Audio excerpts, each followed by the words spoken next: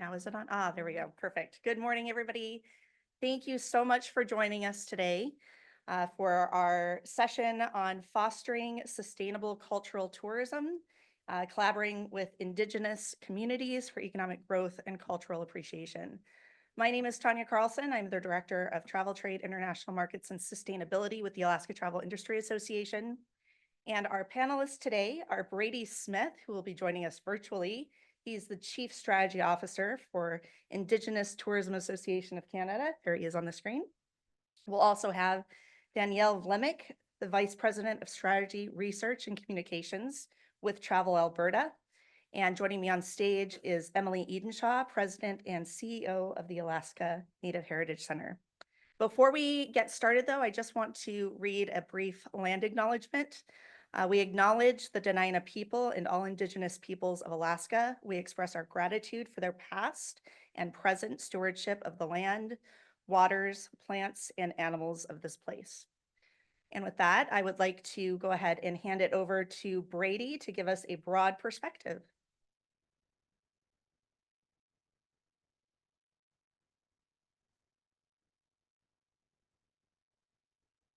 Hi, everybody. Good afternoon. Thank you so much for that introduction. My name is Brady Smith. I'm the Chief Strategy Officer for Indigenous Tourism Association of Canada. And I'd like to acknowledge that today I'm in Whistler, British Columbia on the shared unceded traditional territories of the Squamish and Leewat Nations. Thank you in advance to PNWER for having me on this panel. And to my colleagues also on this panel, I'm excited to hear all about your Indigenous tourism experiences. So to get today started, we thought it would be a smart way to start off on a national approach and providing everyone in the audience an overview of what's taking place for Indigenous tourism in Canada. I'm going to share my screen and provide you with a bit of an overview of 2023 and 2024. We've created a slide deck based on our annual report. And the reason I want to share this information is because we've just started this new fiscal year, and we felt that the last fiscal 23-24 was one of our most pivotal years in Indigenous tourism in Canada post-pandemic. And the reason for this is because we've seen a large amount of growth in our membership across the country from coast to coast to coast. We've recognized that we see growth in our market and export-ready businesses in each province and territory. And we also recognize that there is an influx of international travelers and visitors that are coming to Canada that still want to see Indigenous tourism experiences while they're here. And that's about 1 in 3 international travelers. When we look at the domestic side of things, we recognize that it's about 1 in 2 domestic travelers that are traveling interprovincial or territorial are still seeking Indigenous tourism experiences. And at ITAC, Indigenous Tourism Association of Canada, I'll refer to it as ITAC moving forward to save everybody that mouthful, we recognize that domestic yearning for education and knowledge is because reconciliation is still one of those pieces and terms that not everyone is fully aware of how to become reconciliatory with Indigenous peoples and communities. And people are also wanting to learn more about the past and to ensure that the future is brighter. So with that said, I'll share my screen and I'm going to go through this presentation, and we'll ask for questions at the very end of this panel.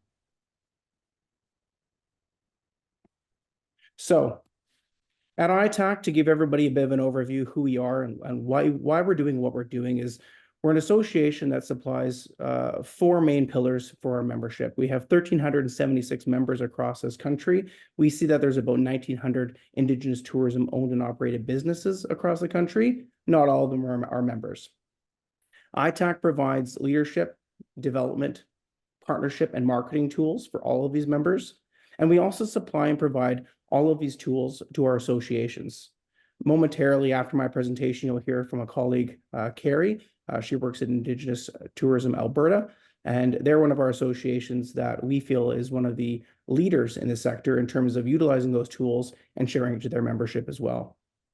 I want to preface that ITAC also supports all Indigenous peoples and communities and the sector. So Inuit citizens and settlers, Métis, and First Nations. We have major products at ITAC that we recognize that we want to encourage the greater population of Canada and the global consortium of travelers to understand what it means to be reconciliatory for Indigenous people. On an annual basis, to provide everybody a bit of a background, ITAC, like many other not-for-profits on a national and a provincial level, apply to the Government of Canada or the province. In our case, it's the federal government for funding. Most of our funding does come from the federal government of Canada, so I would like to say thank you to Indigenous Services Canada and ISED for the support that we've been provided to date. Over the past 10 years, the majority of the funds have come from there. However, on an annual basis, we ask for approximately $34.5 million to satisfy our needs of the four-pillar approach. And on an annual basis, we receive about $2.5 million. So if you do the quick calculations and math, we're about $30 million shy of our target in terms of supporting our broader audience and membership across the country. So how do we fill those gaps? We have several revenue generators that we feel supports reconciliation through tourism. The first of which is Indigenous Tourism Destination Fund. This fund is a new fund that we created September of last year that allows consumers to come into Canada and to participate by contributing a small amount of money when they check into a hotel, when they go on an airline flight, when they take a bus, or do an experience like a hockey game, for example. We're asking our corporate partners in Canada, such as airlines and hotels, to support this program by registering and passing on a 25-cent fee per night, per transaction, per consumer fee for all visitors coming into Canada. That's interprovincial and international. And we hope to generate over, we're hoping to generate funding for 2030 goals in order for us to support infrastructure changes, to support employment opportunities for Indigenous youth, and to ensure that Indigenous people in Canada are paramount and forefront for all large-scale events, such as the FIFA World Cup coming to both Vancouver and Toronto in the future.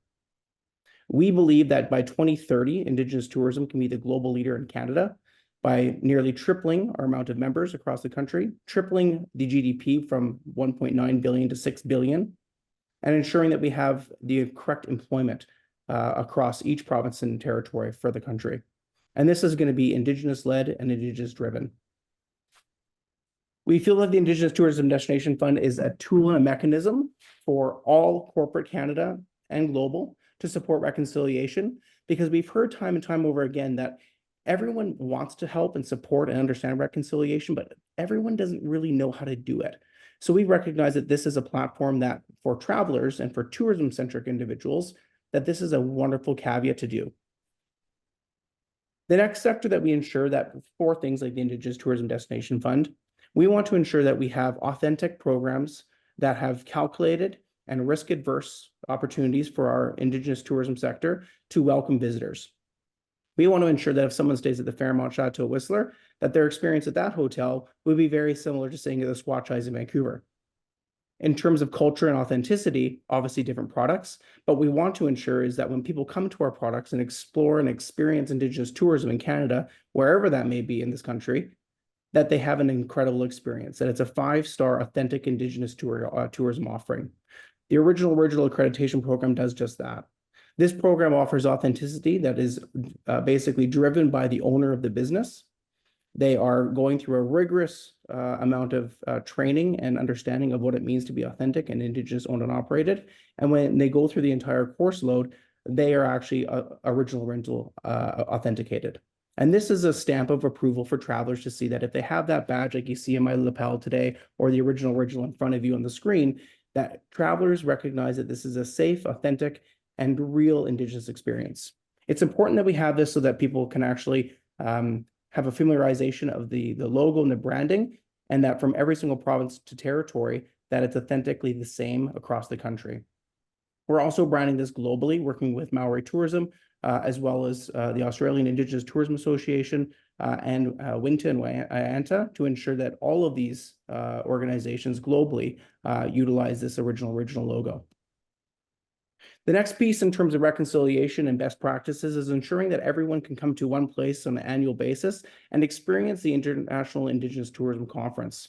This conference is not only a celebration of our cultures from Métis, First Nations, and Inuit individuals, but what it does is it collectively gathers all of us in one area, one time a year at least, and to celebrate the cultures, the business practices, and also ensure that whether you're a small mom and pop business of one person selling authentic goods to a large conglomerate hotel or casino, that you can gather with other people and learn from like-minded individuals, share your experiences, and also learn and listen from keynote speakers.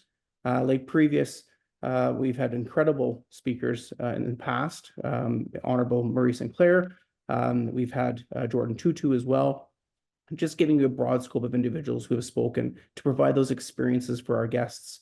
On an annual basis, we see over 1,100 participants at this conference, and we feel and understand that when people leave this conference, whether they're Indigenous or not, this is an opportunity for the non-Indigenous world to come and gather and collect information as well and to share their experiences. That when people leave our actual conference, they feel like they have more information than when they actually arrived. They feel like they have an outcome and they feel like they have a purpose in terms of how to further their own Indigenous tourism experience, or for people like me who are non-Indigenous, how to become a better ally. And we've recognized that this is the best opportunity for corporate Canada to create partnerships with Indigenous tourism sector. You can see here that, again, this is directly out of our annual report. It's vibrant, it's colorful. It really speaks volume to who Indigenous people are in Canada as incredible, authentic people. We talk a lot about our culinary sector as well. This is a great way to connect people, welcoming people to your business and your home for food and culinary experiences. This is a staple component of Indigenous tourism in Canada across the board. The final component of how non-Indigenous people in corporate Canada can participate and ensure that they are partnering properly with Indigenous people and communities is to take training. Whether you take our in-house training or other training, we believe that the Truth to Action training is an opportunity and a vessel for corporate Canada to understand better how it is to work with Indigenous people and community at a ground level.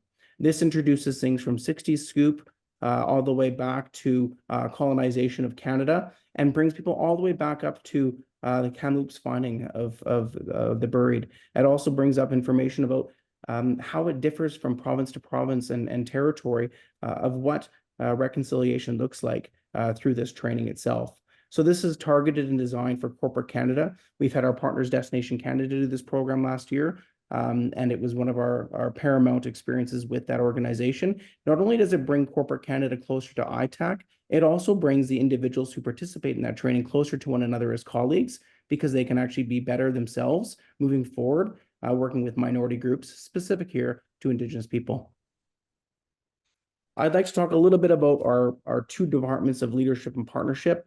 We feel that at ITAC, it's a national approach to everything that we do. We work on behalf of our membership and our 13 associations across the country. In a couple of provinces, they're not formalized associations, so we support them through management, marketing, and development tools there. But leadership and partnership is paramount in this sector.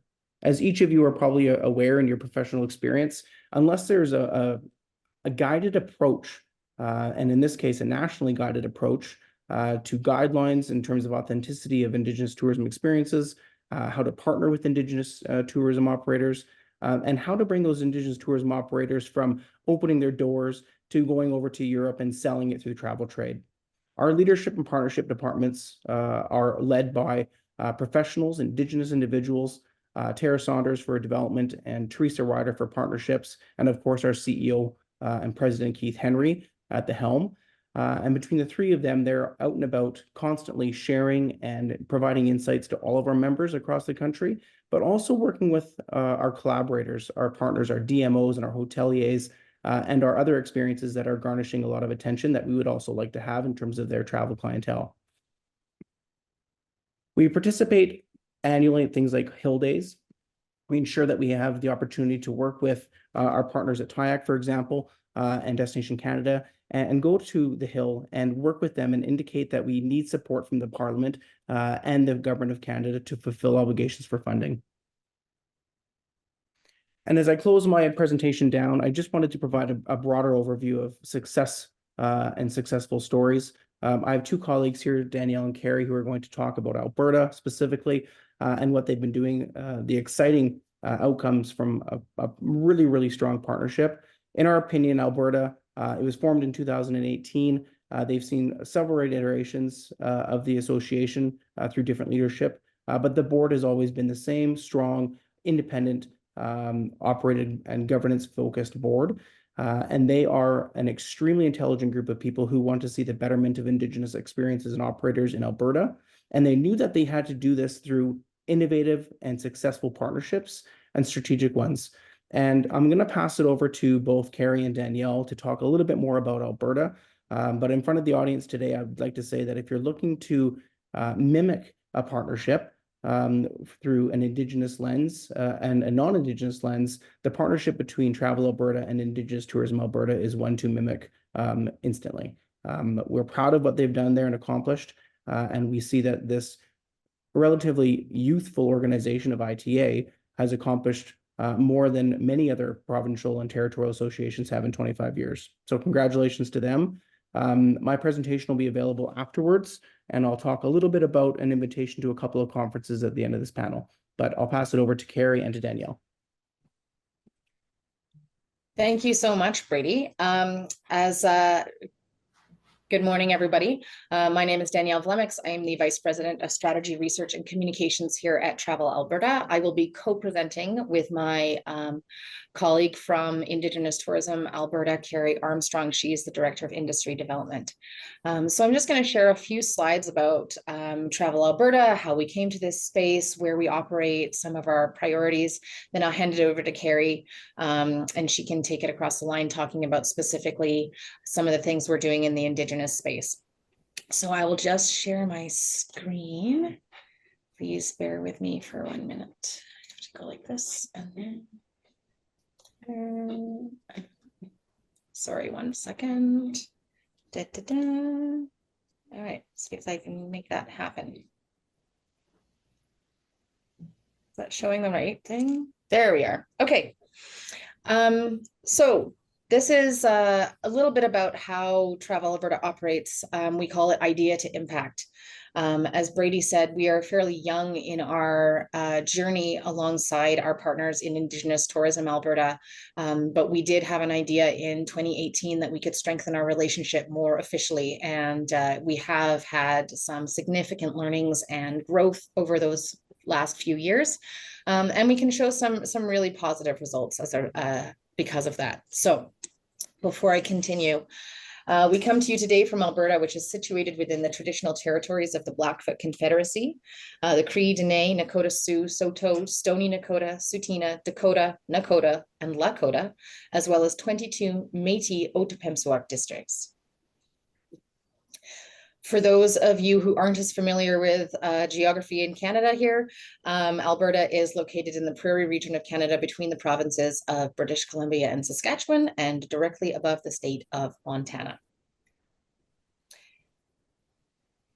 Specifically talking about Travel Alberta, we have undergone an evolution as an organization over the last few years. In 2021, our mandate shifted from destination marketing, as many of you are familiar with, the traditional promoting a destination, to a destination management organization focused on 3 pillars. First, marketing, as I mentioned, promoting the destination, growing that demand side for what we have to offer. Second is air access. We invest heavily with airlines to create more opportunities for people to visit Alberta. Alberta, as it's a landlocked destination, really relies on air traffic. So that's critical for us. And then finally, what we call place, enhancing that traveler experience. And that's really where a lot of our work with our Indigenous partners and Indigenous Tourism Alberta comes to. So earlier this year, in February 2024, the government of Alberta formally announced the all-of-government long-term tourism strategy. And it was based on 5 key pillars. So the common goal of the strategy is to more than double visitor expenditures in Alberta by 2035. So we're at 12.7 now, and we're hoping to increase that to 25 billion by 2035.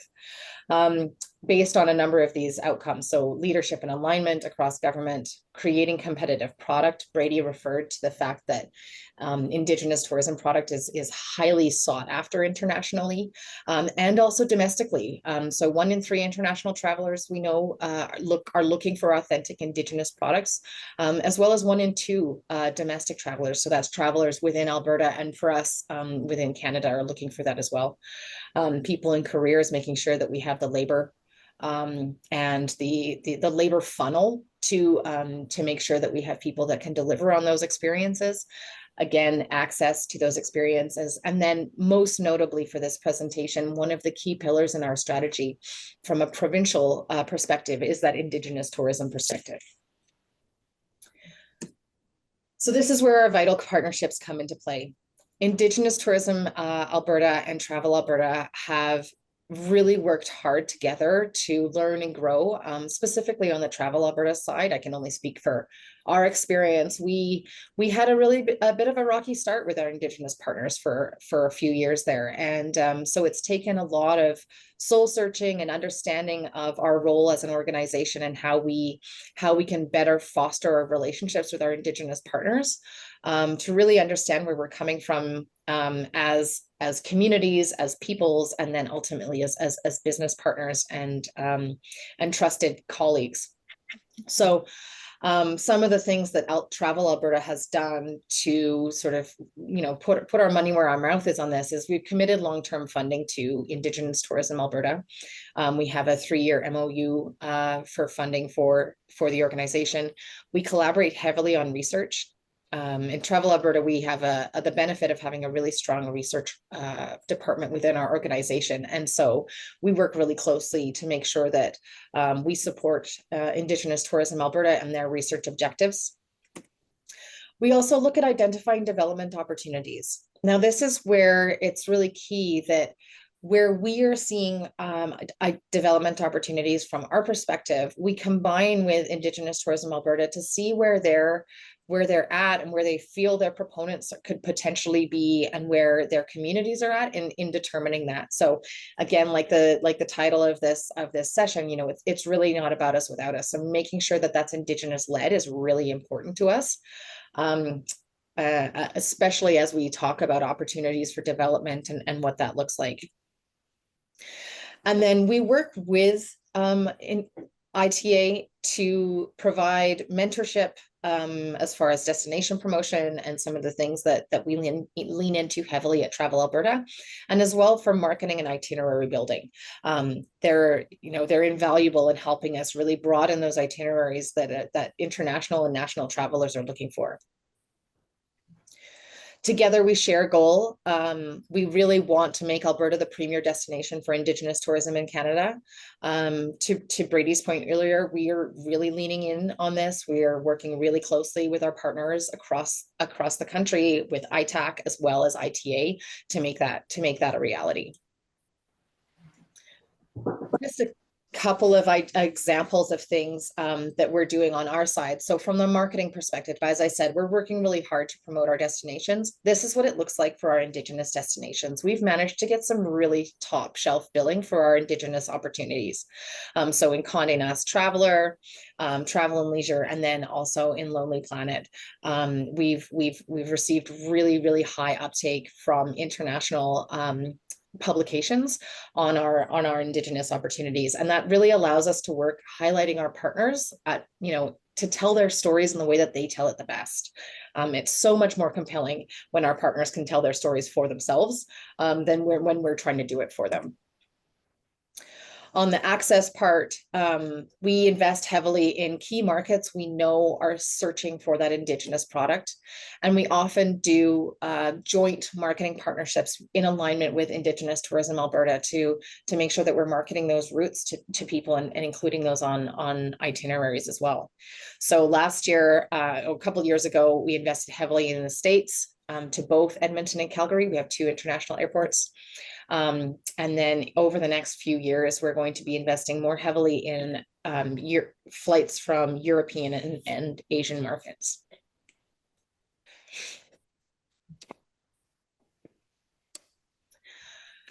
So when we're looking at what we're doing for place. This is a map of Alberta, and those yellow or orangey dots are opportunities and areas that we have funded specifically.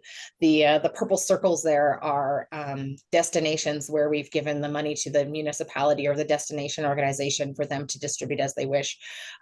We've put, over the last few years, we've put $65.7 million directly into investment in businesses in the province to create that supply side, that we are also looking at creating demand. Specific to Indigenous tourism operators, we've invested $8 million. Now, it's not as much as we'd like to. It's a drop in the bucket, but it's really making sure that, again, our investments are in alignment with the capacity and the needs and the wants of the community in which we're investing. So that's one of the things that we're looking at to make sure that we're really aligning our investment in those operators and in those communities and in those spaces where we're going to be able to help those to let those communities lead and to work with those proponents to make sure that they're able to articulate and their story and showcase their products. So I'm going to hand this over now to Carrie, who's going to talk a little bit about how we work together and some of her work from the development side at Indigenous Tourism Alberta. Awesome. Thank you so much for inviting me to speak here today. I appreciate it. My name is Carrie. I am from Alberta, born and raised, and it's just so exciting to me to be in this position. I'm fairly new, so I don't know about the rocky start in the partnership between Travel Alberta and ITA. We have a lovely, wonderful working relationship that I am very grateful for. But growing up in the province in the 80s as a young person in small town Alberta and seeing the way it was then to now, I am just so excited and hopeful for the potential. And Brady mentioned reconciliation.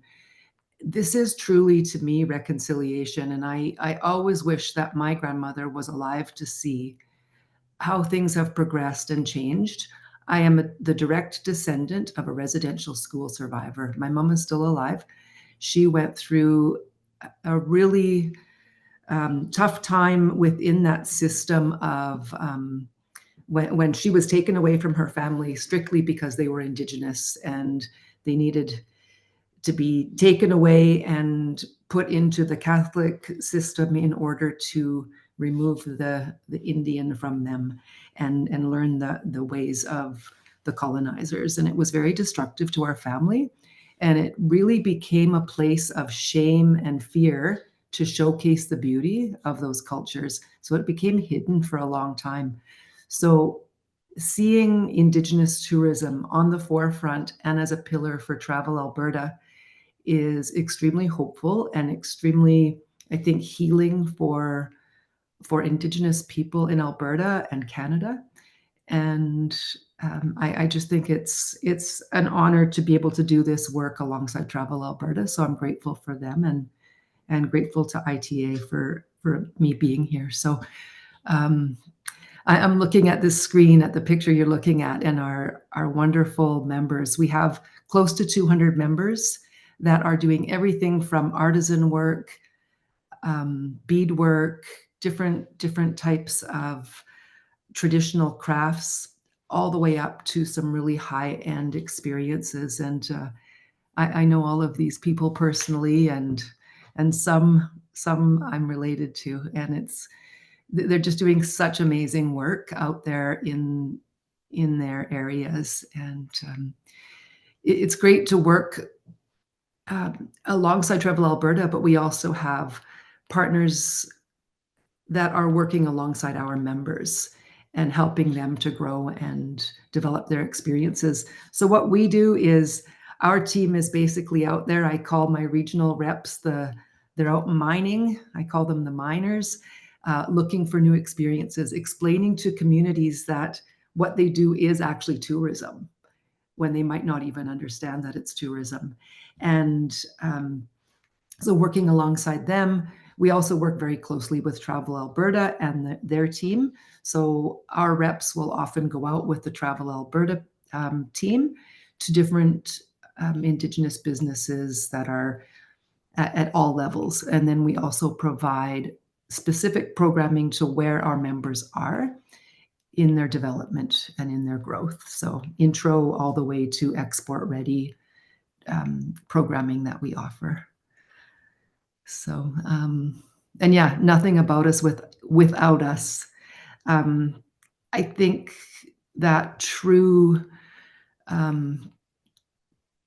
support, but also understanding that voice of the Indigenous people needs to be told. And I feel that that is really starting to happen in our country. People understanding that we need to listen to the voices of the Indigenous community to share those very genuine and authentic experiences. And it has taken time. And I feel like we're just in our infancy. We have so much growth and so much potential still. Yeah. Is there another slide? Yeah. Sorry. Yeah. Got a little delay on my side. Sorry, Carrie. Okay. So this, what you're seeing here is a place called Métis Crossing. They're just north of the city, northeast of the city. And they have grown from just an idea and a piece of land owned by the Métis Nation and a dream by the president at that time, Audrey Poitras, who had a dream to do this center. And they've become a role model and a key property for tourism in Alberta. And they've just really have some amazing experiences out there. You see they have guided animal tours. They have everything about Métis culture. And our marketing team tells a story. They're actually in France right now. And when they first started marketing and talking about Métis crossing to tourists overseas, the question was, what is Métis? What does that mean? And now people are coming to them and saying, can you tell us about Métis crossing? So it's all about education. And as a former teacher, I love that. We're educating people, we're showcasing the beauty of culture, and Métis Nation's done an amazing job of that. We need more Métis crossings. That's what our leadership team keeps saying, more Métis crossings. And yeah, so you see all the awards, the success, again, 20 years in the making. And they are only just growing. They have some amazing ideas coming forward. And yeah, this is all about generational prosperity. And also, as I mentioned, I think healing is a super important piece of it. And reconciliation is healing. So I think as long as people are open and eyes are opened to understanding Indigenous culture, respecting the true knowledge, keeping things genuine. That is why I wanted to step into this role. I was a former member. I also have a business, and I really felt that it was important to speak my voice in keeping things genuine and authentic in our province, and just having the voice there to be able to do that. And I definitely feel heard in our province. So I thank you for that. Right. That's thank you so much, Carrie, for helping me articulate that a little bit better. I'll hand it back over to the moderator for the next presentation. Thank you. All right, thank you all for presenting. And Carrie, thank you so much for sharing your story with us. I'd like to bring to the podium now Emily Edenshaw with the Alaska Native Heritage Center.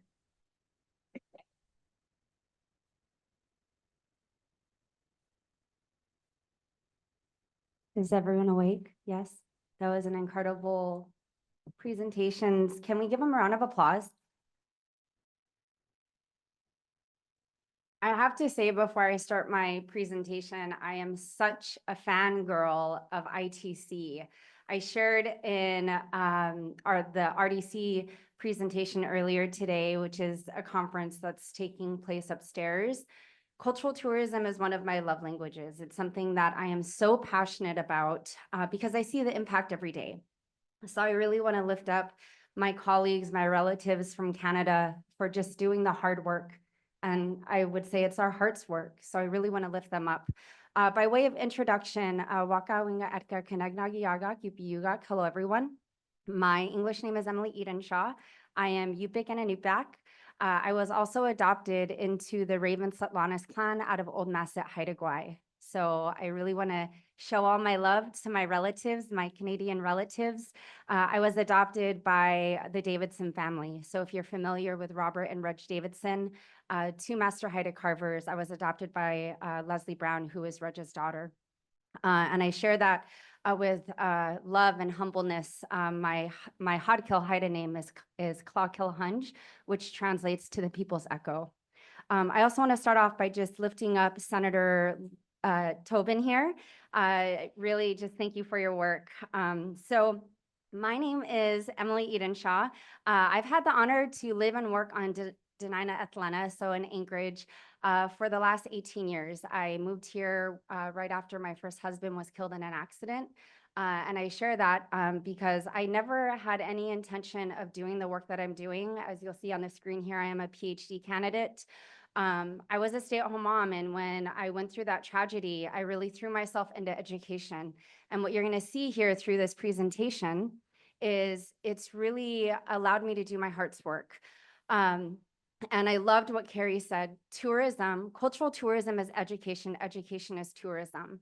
And so I really want to lift up, and thank you, Carrie, for sharing your story. Outside of my work at the Heritage Center, I'm very proud to share I'm a 2024-2025 Obama Foundation Fellow, USA Leader. So there's only 100 of us across the United States, and I'm one of 7 Indigenous leaders. So I really want to lift up my leader family. So if we could go to the next slide. And I will say my most important hat, though, that I wear is I'm a mom. I have 5 beautiful kids, 6 if you count my husband. I'm now remarried. So our objectives today, so in the spirit of education, I want to talk a little bit about the footsteps that have brought us to this place in time. And so when you look at what's happening in Canada compared to what's happening in Alaska, you're going to see a stark difference. But I really want to emphasize, there are prime examples like what Travel Alberta is doing and what ITC is doing, and what I'm going to be able to share about our work, our heart's work with ATIA. So I really want to say thank you to Tanya for your leadership.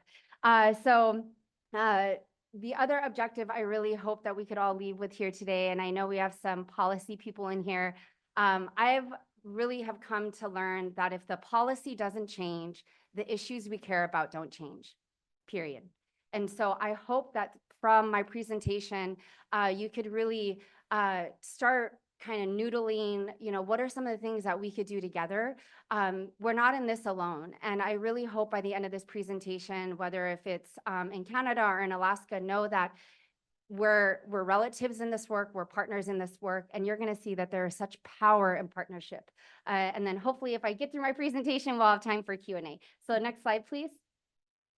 So a little bit of Alaska 101. So I wanted to start off by this. So Alaska is a native place. The word Alaska derives from a Unangan word.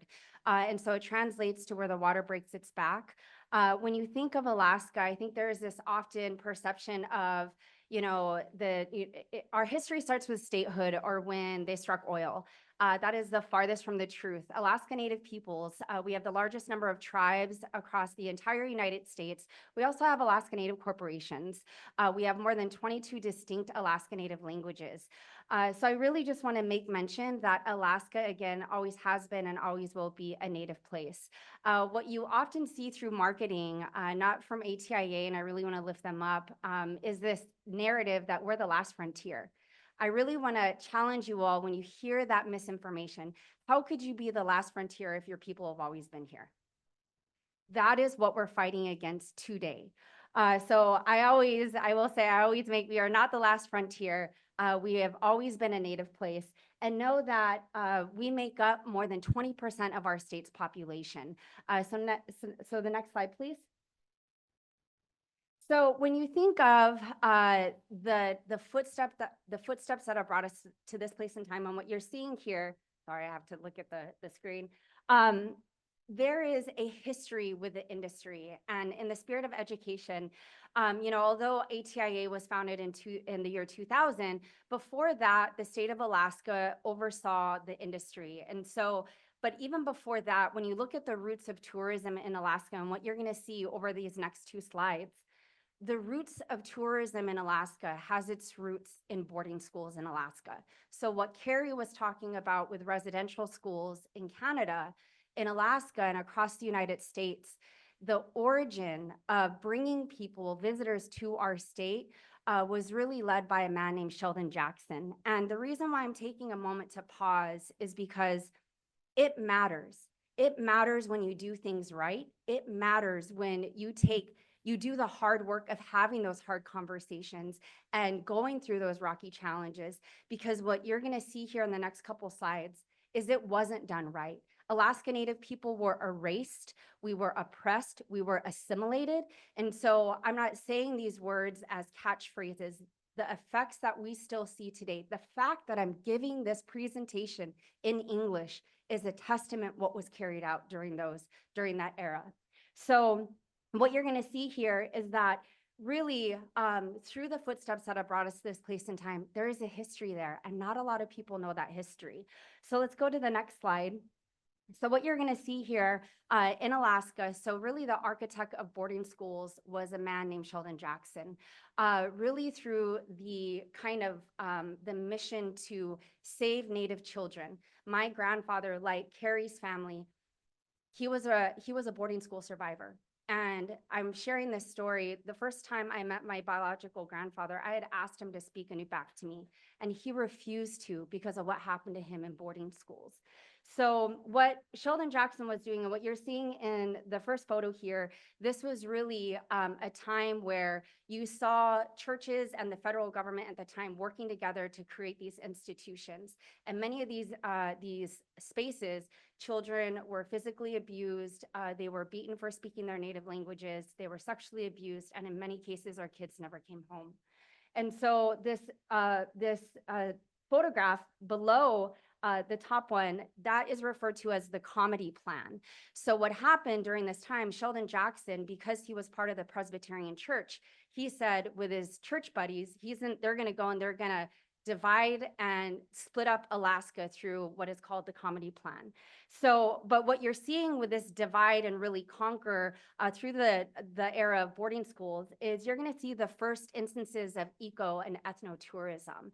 If you Google the North Star, you will start seeing a lot of the publication of come up to Alaska, see how boarding schools have saved our Indigenous peoples from their savagery. They use a lot of other words I'm not going to repeat, but I really want to make mention of, in spaces like this, we often jump to the solution without even understanding the shared history. This isn't just my history. This is your history. This is our history. And so I really want to lift up our relatives in Canada because they really are working through that. In Alaska, we're barely starting to have those conversations. So let's go to the next slide. So these are 2 other examples. This is a copy of the North Star. This is a letter that Sheldon Jackson wrote. And rather than continuing to admire this history, I want us all to understand that there are roots in erasure. There are roots in not allowing Native people to showcase the beauty of their cultures in their own homelands. And so what does all this mean? Let's go ahead and go to the next slide. Our founder at the Heritage Center, his name was Paul Tiulana, and he said, imagine being in your own homelands and knowing that we live in the most beautiful, no knock to Canada, but I will say I'm biased. Alaska is the most beautiful place on earth. And a lot of our visitors that come here don't have any idea of who and what Alaska is. We know as Indigenous peoples, our ancestors, in some cases, have been here for 14,000 years, but that's not translating to how our state is being marketed. That's not translating to when tourists come here, they know that they're going to a Native place. I'm looking around the room and I would assume that many of you would agree, the moment you step on the plane to go to Hawaii, you know that you're going to a Native place. Now, granted, in Hawaii, they're kind of what Alberta was talking about they're having a reckoning. And so you're seeing these places with high Indigenous populations like Canada, Alaska, Hawaii. We're all trying to come together in real time to help transform industries. And I really want to make mention that in Alaska, and what you're going to learn here, it's happening. So Paul Tiulana with the Heritage Center said, you know, through education, through tourism, we could help, you know, broaden people's understanding of Alaska's beauty, of all of our rich cultures. And that was really the seed that made the Heritage Center. So let's go to the next slide. And so when you think of cultural tourism in Alaska, and this is where I will say I'm wearing a couple different hats today. At the Heritage Center, I always say I work at the best place on earth. Every year we get to hire, and what you'll see in this photo, over 50 different youth. And the reason why we do this is because if you look at our education system, the same education system that tried to kill the Indian and all of us, our history and our contributions are not being shared out. So what the Heritage Center is doing through tourism, we are educating our own community. We are putting them to work, not only our youth, but also our elders, as well as our culture bearers. And the thing that I will say that I am so excited about is we are in real time taking Alaska from just having a geographical experience to really working with ATIA to ensure that our visitors to Alaska are having an Indigenous experience. And so let's go to the next slide. So what the Heritage Center has done, even though we are the only statewide living cultural center that represents the entire state, we know that we have a responsibility to make an impact in the industry. So what we've done is we've gone out and we were able to get grant funds. We've created the first five-year cultural tourism plan. What you'll see here, it's available on our website. We also worked with our community to define what cultural tourism is in Alaska. The reason why I make mention of that is because it might be different in Canada versus Alaska versus Hawaii. I also want to make mention tourism in Southeast Alaska might be very different from what's happening up in the Arctic. So we've done the hard work and the legwork to really ensure that cultural tourism is being led by our community, but in doing so, we've also partnered with ATIA. So let's go to the next slide. We've also, in addition to defining who and what this industry is, we also have created a vision for cultural tourism in Alaska. Now, you might be thinking compared to ITC, you know, we're at the other end of the spectrum, right? And what I shared in RDC, I may not see the fruits of our labor in my lifetime. I may not, in my own generation, I may not do it, but that's no reason for us to do this work. Because I know that there's going to be generations coming after us. And what I want to make sure is they do not have the same experience that I had, which is, I wonder why Alaska is only being presented in a geographical sense. Where are the Indigenous voices? Where are the Indigenous experiences? So I would say when you look at, you know, the gold star that I am a fangirl about what's happening in Canada, what we're doing in Alaska in real time, we're starting that right now, and we need more partners to be part of that amazing work. So let's go to the next slide. So this is a map. We went ahead and we worked across Alaska. There's this perception that cultural tourism is really just, you know, there might be some businesses in Southeast Alaska, there might be some in Anchorage. The reality is we have over 100 cultural tourism businesses. And so the Heritage Center has done this work. This is also on our website. Let's go to the next slide. We also, in addition to creating our plan, our map, we've also created business plan templates. I just shared in the other conference, we've established the first cultural tourism task force for Anchorage. I really want to lift up AEDC. We're having conversations in real time. We've also put funding behind hiring a manager. And so again, this is, you know, when you look at, you know, and I hope the next time that when this conference comes back to Anchorage, I hope we can have another panel like this, and I can say, remember when we were just getting started in Alaska? So this is really the seeds that we're planting, and it's happening. So let's go to the next slide. So I will say, and this is where you're going to see a little bit, I'm going to highlight ATIA. I am very proud to say that I served on that board for one cycle. And you know, the reason why I wanted to kind of weave the two presentations together is because we have great examples of what not to do and what happened, especially during the beginning of tourism in Alaska. Now what you're seeing, ATIA is the only entity in Alaska that is putting money behind cultural tourism. the only entity. I'm going to challenge AEDC. I'm going to challenge Visit Anchorage. I'm going to challenge every single Alaska business in Alaska. We need to be doing this together. And ATIA has put their money where their mouth is, and they're doing it. And I will say I was part of that board, and there were hard conversations, but like what you heard earlier, we've worked through that. So let's go. This is just an overview of the industry. I'm not going to go too much into it, but just know that it's the second leading industry in Alaska. I think oftentimes people just think oil and gas. We're a pillar. We're, I shared in the other conference, when you think of tourism in Alaska, yes, it's a destination, it's a bucket list. It's a bucket list item for so many people, but probably one of the best emails I got recently is I had a young boy who, it was from the Make-A-Wish Foundation. And they reached out to the Heritage Center and they said his only wish, he's 11 years old, he's gone through 27 surgeries. His only wish is to come to Alaska, go to the Heritage Center and be with his family.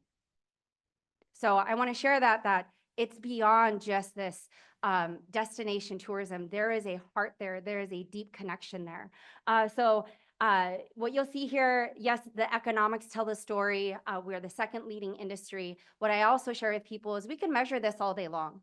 We can measure the number of visitors. We can measure the economics. What you can't measure is the immeasurable, and that is our community telling our own story, getting jobs, creating those Indigenous experiences, and that's what the Heritage Center is doing in real time. So let's go to the next slide. So ATIA is really, when you think of the voice of Alaska and how it's marketed, that's ATIA.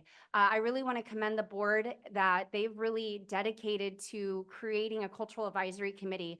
I serve on that committee, and I just want to say that this is an example in real time of, just a couple years ago, that didn't even exist. When you would go to the ATI website, when you would see marketing, when you would see some of the communications that went out, even the land acknowledgement, that was non-existent.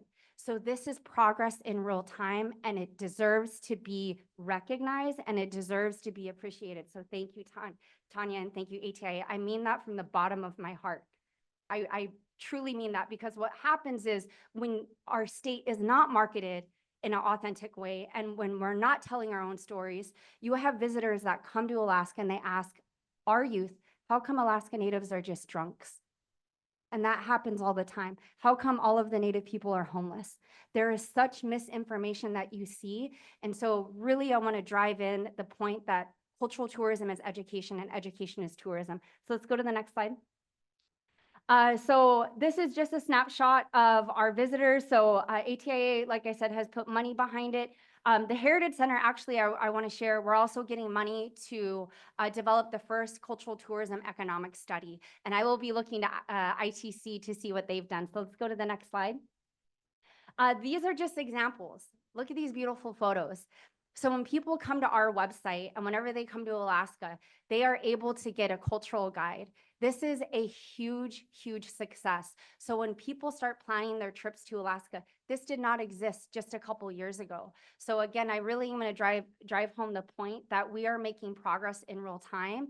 And the one thing I often say in Alaska and throughout Alaska is Alaska's sleeping giant is cultural tourism. When we start talking about the economics, there is national research that shows when people experience cultural tourism, they stay longer and they spend more money.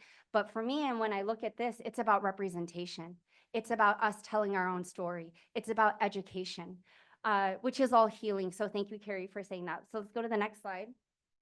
And these are just some examples. Let's go to the next slide. I'm just trying to breeze through these to ensure time for Q&A. Again, this did not happen just a couple years ago. So these are just, some benefits to investing in cultural tourism in Alaska. I know we have some policy people in the room, so let's go to the next slide. So just more information around why this is okay and why this is good for not only Alaska Natives, but all of Alaska. Let's go to the next slide, please. I really want to make mention on this. Data tells a story. So what you're going to see here, and I think oftentimes Alaska Natives are presented in a very deficit light. We know the overrepresentation in our homeless shelters. We know they're incarcerated at a higher rate. But for me, yes, that's part of our story, but it's not our entire story. I will also say, when we start talking about missing, murdered Indigenous women and girls, that's a very, very serious issue across many different Indigenous communities. And you might be wondering, well, what's the tie-in with tourism? Looking at creating opportunities, you know, good paying jobs, making sure that with cultural tourism, they're rooted in our community. So again, just looking at it, this is, you know, data points that a lot of us have seen, but I really want to make mention that it's part of our story. It's not our entire story. So let's go to the next slide, please. So my policy recommendations: invest in cultural tourism, whichever way, however we do it. I love the Indigenous Destination Fund. I might be borrowing that, Brady, but also increase funding to ATIA. They get $5 million out of a $19 million budget. So if we have policy, you know, elected officials in here, we need to be investing in ATIA. The other thing is the Alaska Tourism Recovery Act 2.0. During COVID, what our delegation was able to do was to lift the Jones Act. And when we look at new product that's coming online, especially through Royal Caribbean and Huna Totem and all of these exciting infrastructure projects, we have to make it easier for our visitors to come here. And just knowing that this is one example how we could work together. Also, finding some protections for finding or ensuring that when people come to Alaska, they're not buying things that are made in another country. We have a Made in Alaska program, and I just want to openly say that's cultural appropriation. And I love what a youth said, cultural appropriation steals our stories. And we have, here in Alaska, we have to have that legislation behind it. Also at a federal level, invest money in the Native Act. So I'm gonna stop talking. Just know, as I shared when I opened, this is a love language of mine because I see the impact every day. I'm looking to Canada, I'm looking to Hawaii. And if you all want to partner with ATIA and the Heritage Center, we need you. We need your brilliant mind. We are at the beginning of this transformation and it's happening. And so thank you for allowing me to share. Please let me know if you have any questions. So thank you.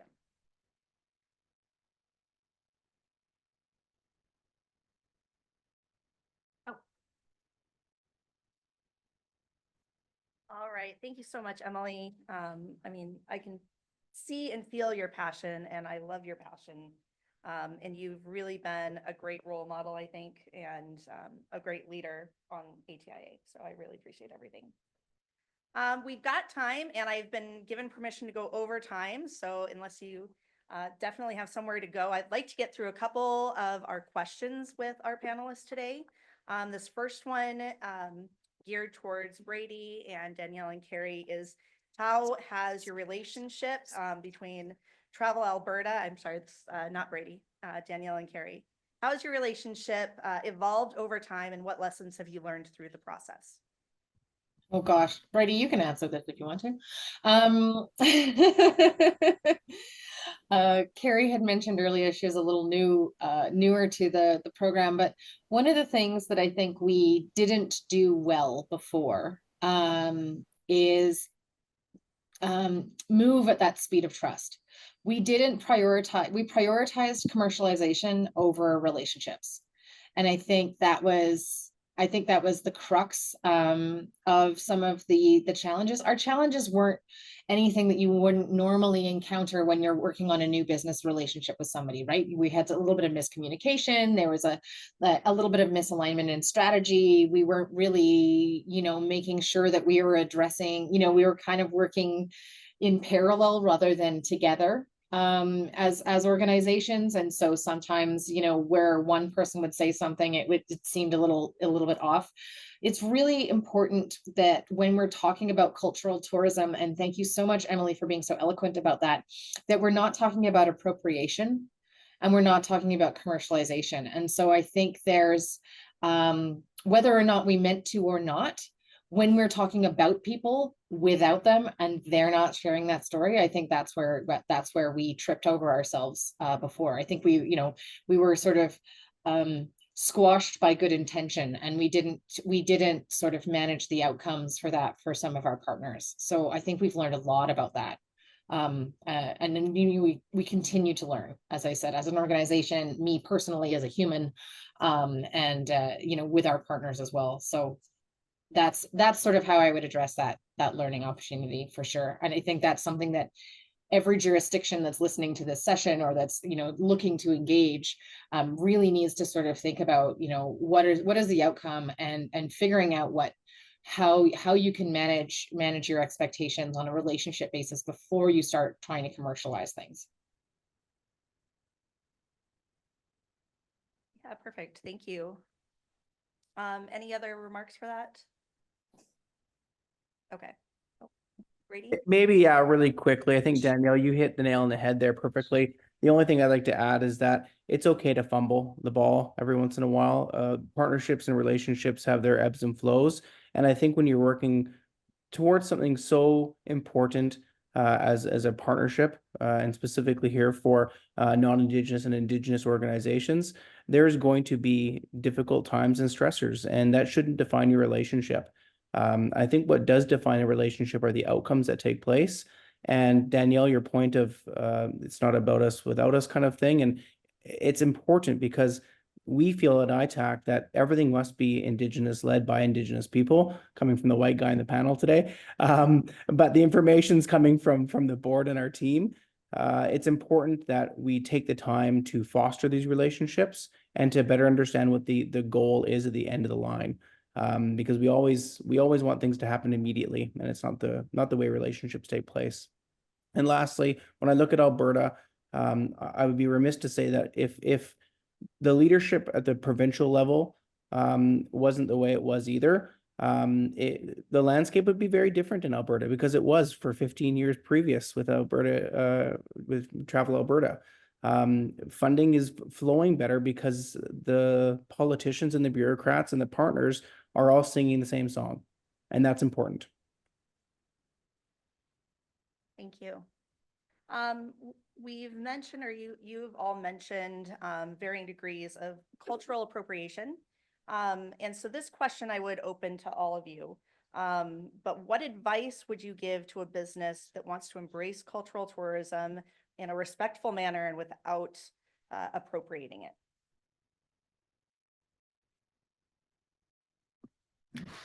Wow, that's a big question, but I think really just collaborating with the businesses, asking the questions, taking the time to learn from the Indigenous partner, and not in a way that is superficial or performative, but actually a genuine connection, to make sure that whatever partnerships are formed are a respectful and mutually beneficial partnership.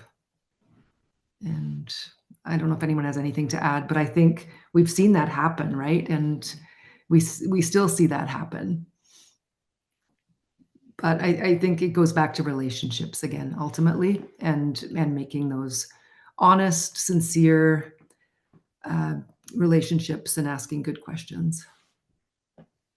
Yeah, thank you for that, Carrie. I will say we're kind of seeing this in real time right now across Alaska. I'm really proud to share that, and I'm remiss, I should have said this, Happy Alaska Native American Heritage Month, all of November. We'll also say my birthday is in a few short days. So, but, in honor of Alaska Native Heritage Month, I had a cruise company reach out to the Heritage Center.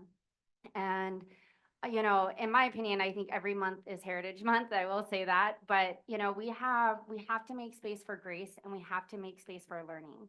We all went through the same education system. And so for me, really being as an Indigenous woman, but also, I'm Native and non-Native, I have to give grace for learning, and I have to give grace for people to ask questions. And just this last week, we had Phillips Cruises reach out, and they wanted us to work with them on a land acknowledgement. And in the history of their business, and this is something like understanding, and like what was mentioned, what Danielle said, like we're moving at the speed of trust.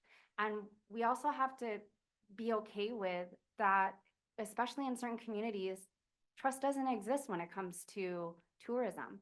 So how do you work through that together? And that's actually something at the Heritage Center we're trying to do. We're going to be going out to the Aleutian chain and working with APIA and some of the villages out there really with the end goal, because what we know to be true is it's gonna look different along the chain versus Southeast versus the Arctic. And so my advice to non-native entities is to reach out to whether organizations or, you know, organizations like ATIA or the Heritage Center who are doing this work, but also just give yourself grace. You know, I think there is like, don't, you know, the intention behind it also is really, really important. You know, for me, when I came into this room, the energy that I bring, the intention that I bring, I'm coming into this space as someone that, you know, when you look at those statistics, they impact every aspect of my life. And so, yes, I work at a cultural tourism organization, but I'm also, on any given day, I'm going down to Juneau and I'm advocating for clean water for my communities, or we're talking about language revitalization. So I think just, you know, really leading from a place of values and grace and reaching out to entities that are doing this work. And as I shared earlier, please reach out to me, even though I may not be from another area. Say, for instance, if you're going back home, I may not be the person, but I will know within my network, I might know someone. So I would just really encourage people, don't let the fear of failure be the barrier as to why you're not doing it. And I see that a lot. People don't even do things because they're so afraid to offend, or they're so afraid of failing. And you know, for me, I will say, I think we're living in a world right now where people often listen to be offended. And it's really, really scary times. And from other perspectives, it's really exciting times. And so for me, just giving grace all around. Perfect, thank you. I'm gonna touch on one more question. And this one is to Brady. What does economic reconciliation look like at ITAC? Yeah, thank you. So economic reconciliation is just the most important piece that we're working towards right now. I touched base on this point throughout my presentation, and that's the Indigenous Tourism Destination Fund. And we feel that there's such a large gap right now in how people can participate in reconciliation, because it's a scary word for many of us. We don't want to misinterpret it or do something that's incorrect. So we often just sit on the sidelines and don't do anything because that's easier. So we believe that economic reconciliation, in line with Truth and Reconciliation number 92, indicates that we want an equitable opportunity and future for all Indigenous people in Canada. And we want to have the platform of the ITDF be one of those vectors. We believe that an easy, streamlined opportunity to participate in a program such as the Indigenous Tourism Fund allows economic growth and opportunity, not only for Indigenous tourism businesses, but for the entirety of Indigenous tourism people and participants from all provinces and territories. We feel that it's important that corporate Canada and international travelers and all businesses alike that are not Indigenous can support this by just registering. It's less about the dollar value, it's more about the participation. And I think that by having more volume of participants, we end with more champions and more understanding. So when people come to Canada, they learn about Indigenous people through tourism and experiences. It's reconciliation in action, or what we call reconciliation. And then when they leave, they have a better understanding of knowledge of Indigenous people, community, and how to participate in the future. Perfect, thank you. Well, I want to thank all of you for participating in the panel today. It's wonderful for you to come and share your knowledge and your stories. I really appreciate it. And I want to thank all of you for joining us here today and joining us at the Leadership Forum this week. So have a wonderful afternoon. Thank you very much. Thank you. Thank you. Thanks all.